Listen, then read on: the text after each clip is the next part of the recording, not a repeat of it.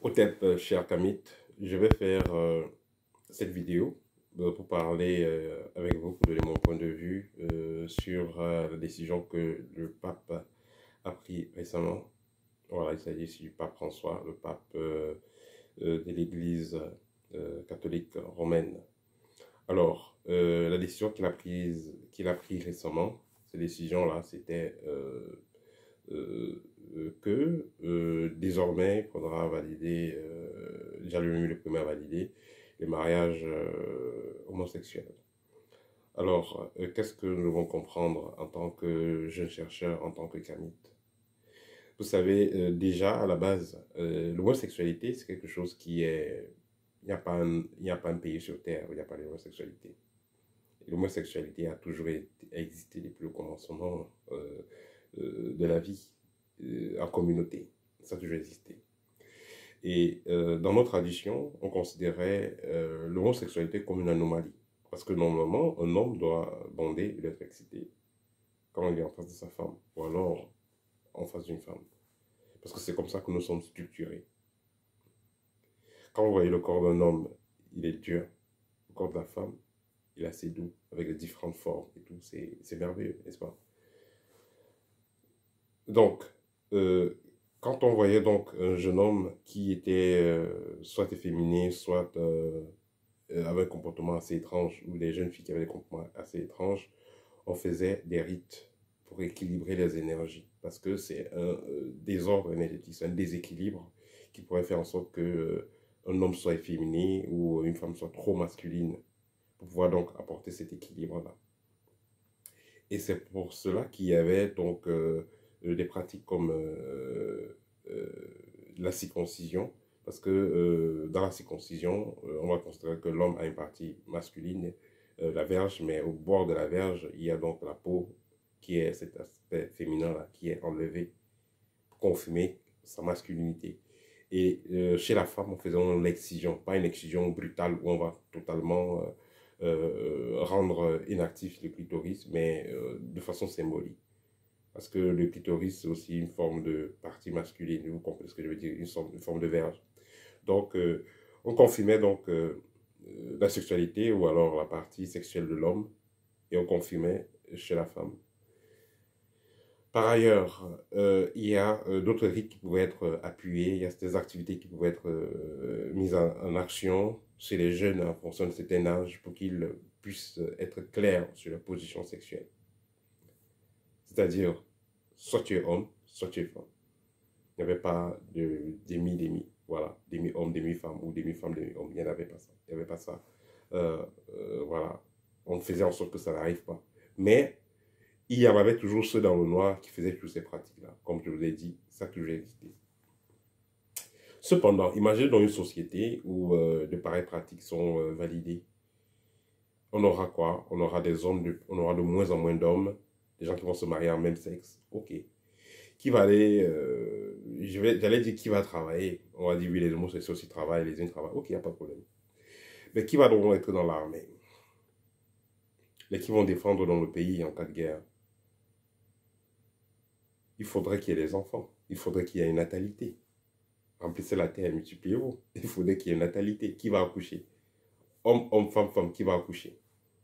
Est-ce que vous allez donc faire des enfants robots qui vont sortir des couveuses, qui n'auront pas été portés par une maman, qui n'auront pas bénéficié de cette énergie de famille-là? Parce qu'il faut comprendre que quand l'enfant est dans le ventre, il bénéficie des énergies de maman et de papa parce que papa constamment il est à côté.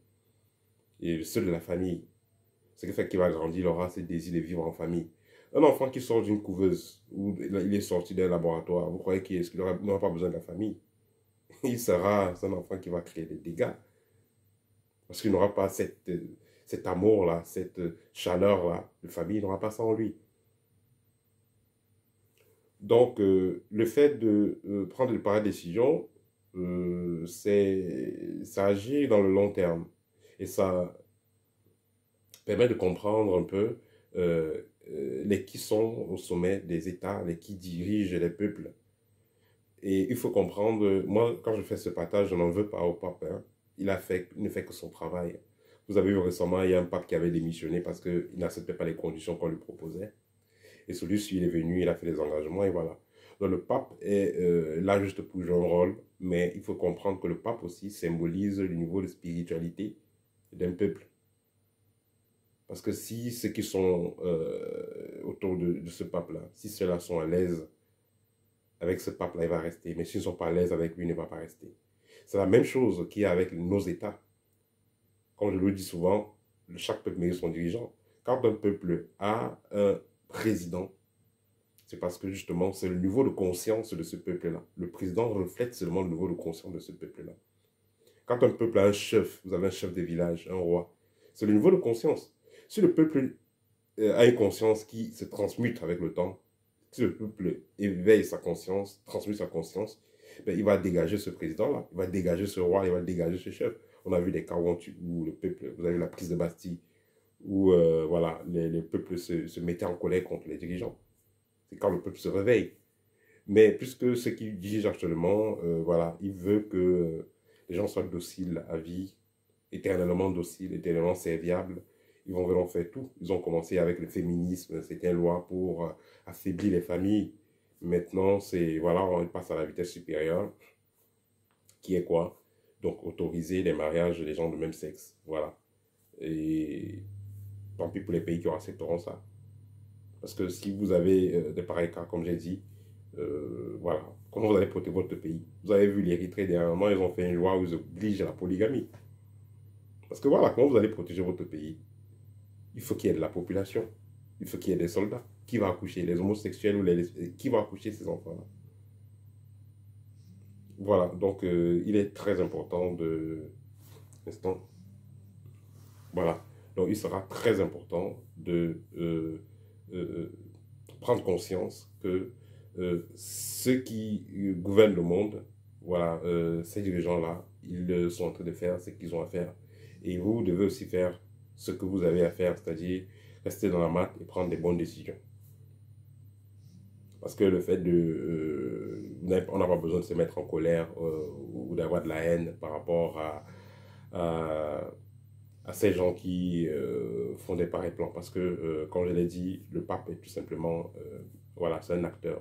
Il fait comme le président de l'Ukraine, là, voilà, Zelensky, c'est un acteur, il fait juste ce qu'on lui demande de faire, et voilà. Ça reflète tout simplement le niveau de conscience de ceux qui l'entourent. Voilà, et ça prouve également que la lumière n'est pas de ce côté. Voilà, donc c'était le petit partage que je voulais faire avec vous en réponse de ce que la décision prise par le pape. Et pour finir, j'aimerais vous rappeler aussi ceci. En ce qui concerne les pratiques homosexuelles, il faut noter que euh, ça ne lève pas la conscience, parce que certaines loges seront très contentes quand il y a des pareilles choses. Mais en fait, ça n'élève pas la conscience. Au contraire, ça vous tire vers le bas parce que vous n'êtes pas dans l'équilibre. On n'a pas vu... il faut un chien et une chienne pour faire des chiots. Il faut un lion et une lionne pour faire des lionceaux. Il faut ainsi de suite. C'est comme ça que l'univers peut fonctionner, avec cette balance-là. Et quand on va prendre des gens de même sexe et tout ça, voilà, ça va créer un déséquilibre. Et voilà, et l'univers saura répondre à ça. Voilà, quelqu'un va nous plonger dans le monde de Sodome et Gomorre. Mais dans tous les cas, euh, les humains ne sont pas obligés d'accepter toutes ces conditions-là. Et ils ne sont même pas obligés d'accepter ceux qui sont à la tête là. Ils peuvent, voilà. Vous voyez ce qu'elle a aussi fait? Elle prend sa route. Voilà, on n'est pas obligé d'accepter toutes ces choses-là. Et le plus important, c'est de rester dans la matte, comme j'ai dit tantôt, de rester figé dans nos objectifs. Et voilà. Le mauvais grain finira par jaillir, par se faire voir, et le peuple fera ce qu'il a de faire, tournera le dos à cette fausse lumière-là, et pourra continuer son évolution. Voilà. Et ceux qui font des pratiques homosexuelles, il y en a qui vont le faire parce que c'est peut-être par expérience, peut-être c'était par hasard, peut-être c'était pas... voilà, ils voulaient juste faire l'expérience, voilà, tout simplement par hasard. Mais il y en a qui vont le faire parce que justement, ils sont dans des mouvements mystiques, ils sont possédés. Parce qu'il faut comprendre, ceux qui sont accro à ces pratiques, ils sont possédés. Ils sont possédés, on les a possédés pendant les rites qu'ils faisaient, du baptême ou de quoi que ce soit, l'initiation dans leur loge là. C'est dans ça qu'ils ont été possédés et ils ont des entités qui vont les pousser à faire des pareilles pratiques pour pouvoir se recharger. Mais c'est une charge qui ne sert à rien. Voilà, parce que ça ne permet pas l'évolution de l'âme. Puisqu'il ne sert pas l'évolution de l'âme, il devient nocif et voire même karmique. Voilà, c'était tout pour aujourd'hui. Partagez la vidéo, ça va aider. Ok.